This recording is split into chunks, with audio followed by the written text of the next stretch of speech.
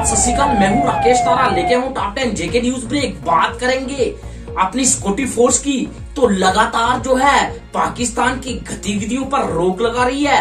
जी हाँ, आतंकी जो है इस समय बर्फबारी में जो है सहारा ले रहे हैं। स्थानीय लोग जो है, रिहायशी लोग हैं जहाँ पर है वहां पर आने की कोशिश कर रहे हैं और हमारी सिक्योरिटी फोर्स लगातार उन्हें जो है गोली का निशाना बना रही है। जी हाँ, सिक्योरिटी फोर्स जो है प्रॉपर लगातार जो है रिहायशी इलाकों में अपनी सिक्योरिटी जो के इंतजाम जो है पुख्ता किए हुए, उसी का जो है नतीजा जो है आपके सामने है। जी हाँ, अगर बात की जाए तो 2 से 3 मिलिटेंट जो है HMT इलाके में, श्रीनगर में, हाँ जी, जो कि एक घर में जो है घुस बैठे और हमारी सिक्योरिटी फोर्स जो है लगातार दिन से जो है कार्डन सर्च ऑपरेशन जो है लगाकर बैठी है। इनकाउंटर स्टार्ट था, लेकिन रात की होने की वजह से वहां पर पूरा कार्डन किया हुआ है ताकि जो आतंकी हैं वो भाग ना सकें। और कहीं ना कहीं हमारे सूत्रों के अनुसार अगर सिक्योरिटी की बात करें तो उनमें एक टॉप कमांडर यूसुफ, जी हाँ, जो कि उनमें है। और सिक्योरिटी फोर्स ऐसे लोगों को जो आतंकी गतिविधियां बढ़ाते हैं उनको तो निशाना पहले बनाती है। जी हाँ, अगर कमांडर मारा जाता है तो बड़ी कामयाबी हमारी सिक्योरिटी फोर्स की, और लगातार सिक्योरिटी फोर्स इस पर काम करती हुई। जेके न्यूज ब्रेक आज आपको वो बात बताने जा रहा है। जी हाँ, अगर बात करें JKNPP, जी हाँ, अगर सेक्रेटरी की बात करें सेवा सिंह बाली ने प्रेस कॉन्फ्रेंस की, कहा SPO के साथ सरकार का जो है तावन नहीं। उन्होंने कहा इसके लिए मैं सुप्रीम कोर्ट का सहारा भी लूंगा SPO के हक के लिए।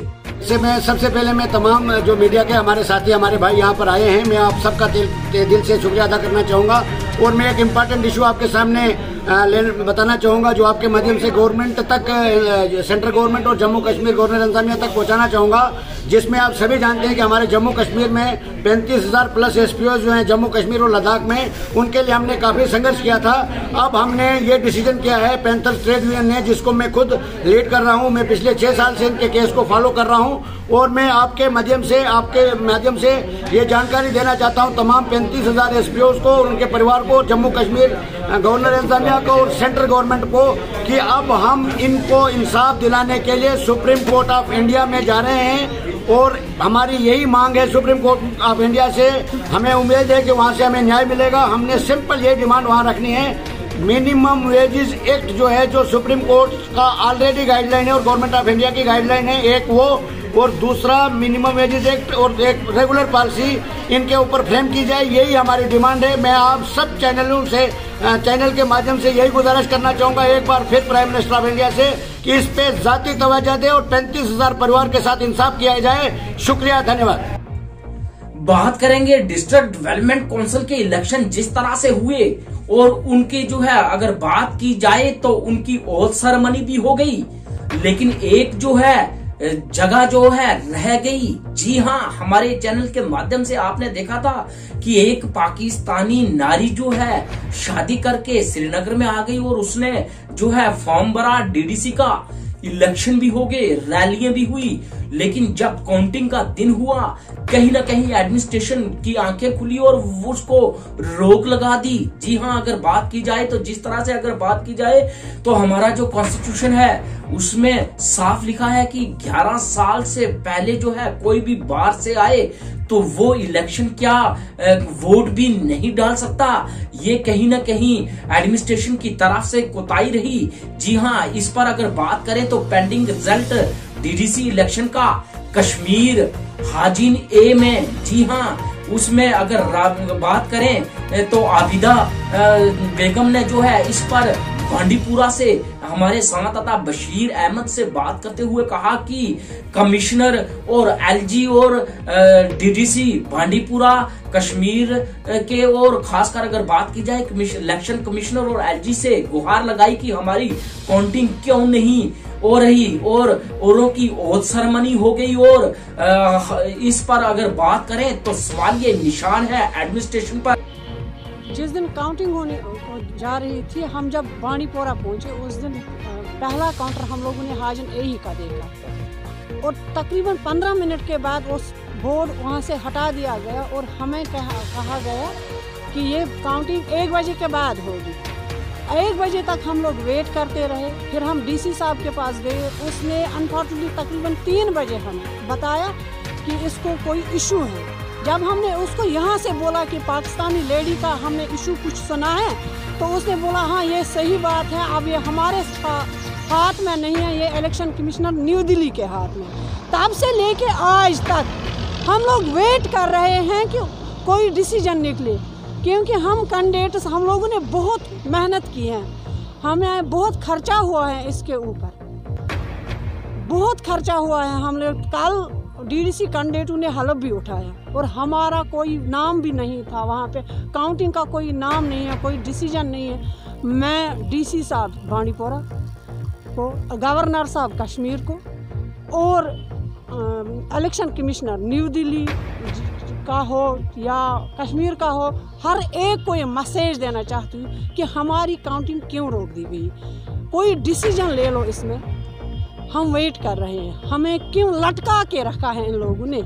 तो जिस दिन फॉर्म नॉमिनेशन भरा था उस पाकिस्तानी लड़ी ने, तो उस दिन उन्होंने क्यों नहीं रोका उसको? Sir as for my information I don't know, but जब वो उन लोगों ने ग्राउंड लेवल पर नहीं देखा, मैं मानती हूँ कि उसने कागजात पेश किए, चाहे वो लीगल थे इलीगल वो मैं नहीं जानती हूँ, मगर जब वो लेडी खुद स्टेज पे आई, उसने अपने आप को पाकिस्तानी कहा। उस वक्त हमारी एडमिनिस्ट्रेशन कहाँ पे सोई थी? मुझे बोले आप कहाँ पे सोई थी? वो ऑन द 11th आवर उन लोगों ने काउंटिंग क्यों रोकी? तो वहाँ पर और एक बात जाहिर होती है, क्योंकि जब इलेक्शन कमीशन ने तब उस कैंडिडेट को नहीं रोका, तो आज काउंटिंग के दिन क्यों रोक दिया गया? ये सवाल मैं भी एडमिनिस्ट्रेशन से करती हूँ ना, ये सवाल मैंने खुद भी डीसी साहब से किया है। उसने कहा मेरे हाथ में कुछ नहीं है। अब वो पिछले 4 दिन से हमारा डीसी साहब फोन भी नहीं उठा रहा है। मैंने कल भी मेल किया है इलेक्शन कमिश्नर न्यू दिल्ली को, आज भी मेल किया है इलेक्शन कमिश्नर न्यू दिल्ली को, J&K इलेक्शन कमिश्नर को, मगर कोई जवाब हमें नहीं आया। मेहरबानी करके इस चैनल की वसातत से मैं उन तक ये बात पहुंचाना चाहती हूँ, हमें लटका के मत रखो, क्योंकि हम लोग जो है ना, हम भी इसका वेट कर रहे हैं, हमें भी खर्चा हुआ है, हम लोगों ने भी बहुत सारी मेहनत कर ली। एज फॉर माई पर्पज बहुत और भी कैंडिडेट्स हैं जो इस वक्त यहाँ पर नहीं है, मगर वो भी चाहते हैं इसकी काउंटिंग हो। फिर नीरज दवान जनरल सेक्रेटरी प्रेस कॉन्फ्रेंस की JKPCC ऑफिस में सादा निशाना। 85 असेंबली इलेक्शन की सीटों पर मौसम खराब और 280 सीटों पर किया, जो कि लोगों ने भरपूर तरीके से मतदान और सरकार ने करवाए इलेक्शन कहीं ना कहीं सवालिया निशान। 85 सीटों पर मौसम खराब और 280 पर मौसम ठीक, इस पर निशाना साधते हुए नीरज दीवान ने कहा कि जल्द से जल्द जो है असेंबली के इलेक्शन करवाए जाएं। वो इस मुद्दे को लेकर के है जो 5 अगस्त 2019 को हमारी 2 यूनिट टेरिटरी बनी जम्मू कश्मीर की, एक लद्दाख और दूसरा जम्मू कश्मीर। बावजूद इसके मोदी सरकार ने ये कहा कि हम जो है जम्मू कश्मीर की जो यूनिट टेरिटरी है उसका दर्जा जो है स्टेट का दर्जा रिस्टोर करेंगे और डिलिमिटेशन साथ ही साथ जो असेंबली के चुनाव करवाएंगे। लेकिन कहाँ है वो चुनाव? और दूसरा हम ये कहना चाहते हैं कि जो DDC के इलेक्शन करवाएंगे वो सरासर अनकॉन्स्टिट्यूशनल थे और उसमें जो सबसे महत्वपूर्ण था वो था कि जो 7 सीटें विमेन के लिए चेयरपर्सन के लिए डिस्ट्रिक्ट की वो रिजर्व रखी गई थी, वो सरासर गलत थी।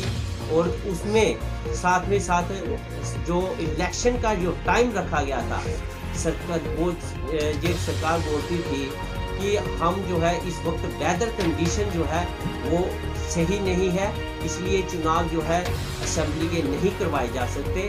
बावजूद इसके जो 85 सीट्स के जो असेंबली चुनाव थे उसको इनकार करके आपने 280 सीटें जो डीडीसी की थी उसके ऊपर चुनाव करवाए गए और अक्टूबर महीने के बाद जो है वो चुनाव करवाना जो बैदर से एक खिलवाड़ करना था। और हम ये कहना चाहते हैं कि बैदर की कंडीशन भी ठीक नहीं थी, उसके बावजूद भी आपने जम्मू कश्मीर रियासत के जो लोगों के साथ जो धोखा किया गया और जो बैदर कंडीशन ना ठीक होने के बावजूद भी आपने इलेक्शन करवाए गए। और साथ ही साथ जो आपका काउंटिंग का प्रोसेस था, हमें बैकअप मिला लोगों से कि जो आपका काउंटिंग का प्रोसेस था वो जिसमें आपने काफी बूथ्स को इकट्ठा करके उसकी काउंटिंग की गई, इसमें कहीं ना कहीं वो एक शक की गुंजाइश जो है, सुई जो है वो हमारे सभी के मन में है। नेशनल अवामी यूनाइटेड पार्टी ने प्रेस मीट की पार्टी ऑफिस में कहा आईटीआई जैसे एजुकेशन इदारे जो है वो खोले जाएं ताकि लोग आईटीआई से सीखकर सेल्फ सर्विस कर सकें और यूथ भी अपने फ्यूचर के बारे में सोच सके। उन्होंने कहा कि खासकर अगर बात की जाए तो आईटीआई का इदारा बंद करना ठीक नहीं, क्योंकि बच्चों की एज जो है बढ़ती जा रही है और कहीं ना कहीं अगर बात की जाए तो वो सेल्फ एम्प्लॉयमेंट कर सकते हैं अगर आईटीआई की डिग्री हो और आईटीआई की प्रॉपर ट्रेनिंग हो, तो कहीं ना कहीं जो लोग सर्विस नहीं पा सकते वो कहीं ना कहीं आईटीआई करके अपना जो है सेल्फ सर्विस कर सकते हैं, जिससे अपने आप को जो है फ्यूचर में आगे ला सकते हैं। जो भी रिक्रूटमेंट है हम एलजी साहब से रिक्वेस्ट करते हैं कि उनको फास्ट ट्रैक पर रखा जाए। जैसे कि अभी कोई भी पोस्ट निकलती है तो उसका 2 या 3 महीने में उसका सारा सिस्टम बना के इंटरव्यू वगैरह तो सिस्टम बना दिया जाए। उसके बाद हम ये भी बताना चाहते हैं कि वो 6 लाख से ज़्यादा जम्मू कश्मीर में जो ओवरेज हो जाएंगे जो लोग, उनके बारे में सरकार ने क्या सोचा। तो हम ये भी अपील करते हैं कि कम से कम उनको भी मद्देनज़र रखा जाए जो ओवरेज हो रहे हैं। और साथ में इधर जो आईटीआई जो कॉलेज जल्द से जल्द ओपन किए जाएँ ताकि जो लोग बेरोज़गार हैं, जो लोग गवर्नमेंट एम्प्लॉय नहीं बन सकते, जहाँ लोग गवर्नमेंट की तरफ नहीं जा सकते, तो उनके लिए प्राइवेट सेक्टर के जो रास्ते हैं वो हमेशा खुले रखने चाहिए। District president Gandhi global found association ने आज साईं गंजी साहब ज़ैरत फतेहपुर राजौरी में कुछ सामान और दवाइयां लोगों में बांटी, जिसमें डीडीसी मेंबर साईं अब्दुल रशीद भी शामिल थे।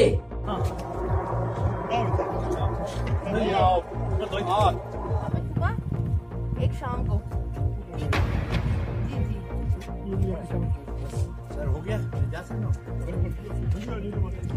मैं district president Gandhi global family Bashir शाल बोल रहा हूँ। हमारे गांधी ग्लोबल फैमिली के काफ़ी सारे कैंप पूरी रियासत में ऑर्गेनाइज किए गए हैं, जिसमें कि डिस्ट्रिक्ट जोरी में भी हमें काफ़ी कैंप्स वगैरह लगाए हैं। और गांधी ग्लोबल फैमिली इसे यूएनओ ने स्वीप किया है और अपनी लिस्ट में शामिल किया है। और हमारा मकसद पीस रैलीज, क्विज कॉम्पिटिशन्स और लोगों को कोविड एपिडेमिक के दौरान जो लोग दिहाड़ीदार थे या गरीब लोग थे, गरीब औरतें थी, उनको सामान वगैरह, खाने पीने का, दवाइयाँ वगैरह पहुँचाना था। हमारे मेंबरान ने पूरी रियासत में, पूरे हिंदुस्तान में इस काम को सरअंजाम दिया है। अगर बात की जाए तो कैजुअल लेबर ने किस तरह से लगातार 2-2.5 महीने से उग्र प्रदर्शन किए कि हमारी जो वेजेस है, हमारे जो रेगुलराइजेशन है, इस पर सरकार ध्यान दे, लेकिन सरकार ने इस पर ध्यान नहीं दिया।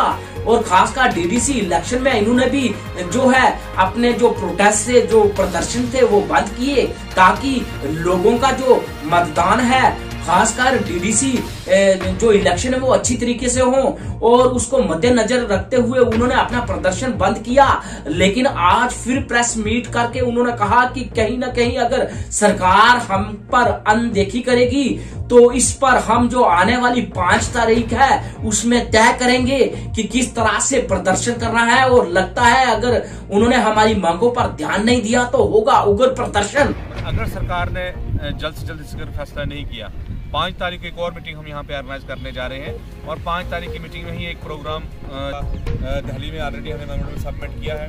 हमें लगता है कि शायद अगले हफ्ते में शायद कोई दूसरा साथी हमारे तैयार है, या करो या मारो, किस में हमारी जो आंदोलन शुरू होगा। मैं अपील करता हूँ यहाँ तमाम बैठे हुए प्रेसिडेंट हजरात से, और जो अभी घरों में यहाँ नहीं पहुँचे उन तक भी मैसेज।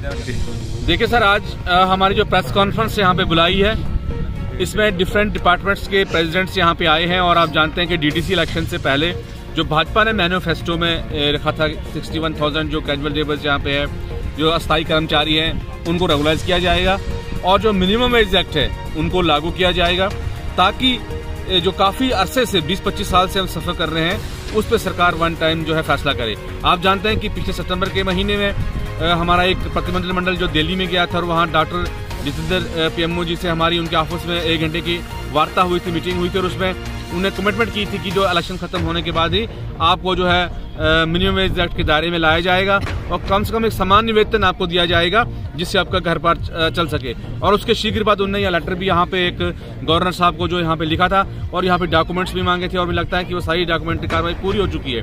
अब सरकार को चाहिए कि डीडी सेक्शन खत्म हो गए हैं, भाजपा की बम्पर जीत जो है जम्मू प्रांत से मिली, और कश्मीर में पहली बार जो है उन्हें खाता खोला है। इसलिए जो कमिटमेंट सरकार ने हमारे साथ की है उसको जल्द से जल्द सरकार पूरा करे।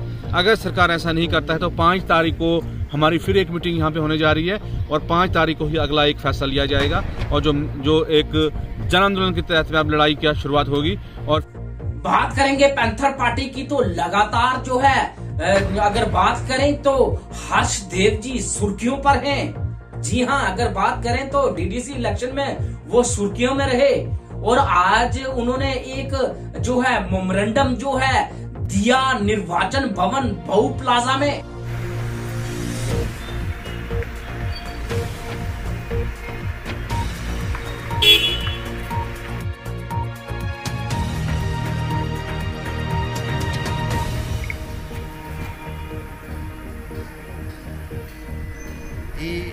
जो स्टेट इलेक्शन कमिश्नर हैं वो अपने ऑफिस में नहीं आए, टाइम देने के बावजूद भी नहीं पहुँचे। ये कहा गया था कि 12 बजे आइए, 12:30 बजे, और अब 2 बजने वाले हैं लगभग, लेकिन इलेक्शन कमीशन महोदय जो है वो मुलाकात नहीं कर रही है, और 3 दिन से लगातार यहाँ चक्कर काट रही है पैंथर्स पार्टी। मेमोरेंडम आज हमने उनके ऑफिस में दे दिया है, जिसमें हमने जो इरेगुलरिटीज़ हुई है इलेक्शन के प्रोसेस में, जहाँ रिगिंग की शिकायतें हैं वो उस मेमोरेंडम में हमने जिक्र किया है, और जहाँ मॉडल कोड ऑफ कंडक्ट की वायलेशंस हुई है उसके बारे में हमने जिक्र किया है। बहुत भारी पैमाने के ऊपर धांधलियाँ हुई है इलेक्शंस है, और उसका संज्ञान लेने के लिए हमने जो है वो अपील मीडिया के माध्यम से भी करते रहे हैं, और मेमोरेंडम के माध्यम से भी आज किया है, और ये उम्मीद रखते हैं कि इसके ऊपर कोई ना कोई अमल दरामद जो है वो की जाएगी। जितनी इरेगुलरिटीज़ हुई है उसका बार बार हमने यहाँ खुलासा किया है, और भारी पैमाने के ऊपर हम ये कहना चाहते हैं कि ये धांधलियाँ हुई जिसको लेकर भारी रोष लोगों के अंदर है, और लगातार इस संदर्भ में प्रदर्शन भी हो रहे हैं, और लोग जो हैं अपने रोष का इजहार सोशल मीडिया के माध्यम से भी कर रहे हैं, प्रिंट और इलेक्ट्रॉनिक मीडिया के माध्यम से भी कर रहे हैं। और हमने उनसे ये कहा है कि ये खास तौर पर जो ज़िला उधमपुर की सारी सीट्स हैं के ऊपर मुकम्मल तौर पर धांधली हुई है। डोगरा फ्रंट एंड शिवसेना, जी हाँ, lead by president Ashok Gupta against the bad element in farmer protest threatening to kill PM Narendra Modi. किसानों से मोदी को चेतावनी देने वालों को, मोदी को चेतावनी देने वाले, मोदी को चेतावनी देने वाले, ये मैं किसानों से कहना चाहता हूँ। समझौता होना चाहिए, लेकिन समझौता खर्च दे करके हमने श्रीमती इंदिरा गांधी को मारा है, अब देश के प्रधानमंत्री को भी मार देंगे। अरे 126 करोड़ जनता उन लोगों के चीथड़े उड़ा करके रख देगी जो इस तरह के शब्दों का उच्चारण करना चाहते हैं। और देश के प्रधानमंत्री को मारेंगे तो देश छोड़ने वाला है क्या? श्रीमान टिकैत जी, आपको भी चेतावनी आ गई है, इसलिए आपको देखना होगा ऐसे कौन से तत्व हैं जो इस तरह की बातों को लेकर के आगे बढ़ने का प्रयास करना चाहते हैं। बात करेंगे YAR एसोसिएशन की। यूथ अगेंस्ट रेप ने गरीब लोगों को गर्म कपड़े बांटे और कहा कि यूथ अगेंस्ट रेप का मिशन गरीबों की मदद और यूथ को अवेयर करना।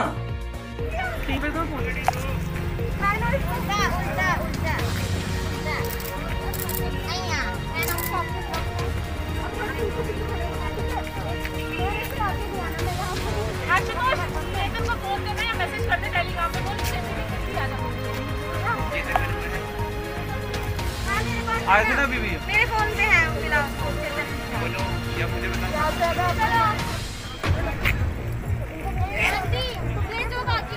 नाम निकिता शर्मा है और हम यूथ अगेंस्ट इनजस्टिस फाउंडेशन से हैं। हमारा मिशन है यूथ अगेंस्ट रेप, जिसमें हम रेप के खिलाफ अपने पूरी कंट्री में जितना भी यूथ है उसे इकट्ठा कर रहे हैं। Domestic violence, acid attacks, gender inequality और फेक रेप एलिगेशंस के खिलाफ हमारी मुहिम चल रही है। हमारी 21 स्टेट्स और 3 यूनियन टेरिटरीज में टीम्स हैं और हमारी जम्मू की टीम 3 दिन का ये इवेंट कर रही है। सर्दियों में यहाँ अपने जम्मू के जो भी ज़रूरतमंद लोग हैं उन तक चीज़ें पहुँचाएँ, उन तक कपड़े पहुँचाएँ, गरम सॉक्स, कैप्स, ग्लव्स और यूज क्लोथ्स। हम 3 दिन का ये इवेंट कर रहे हैं। पहला दिन हमने जिवल में बहुत सक्सेसफुली ख़त्म किया और अभी हम यहाँ पे विशाल मेगा मार्ट के सामने हैं। और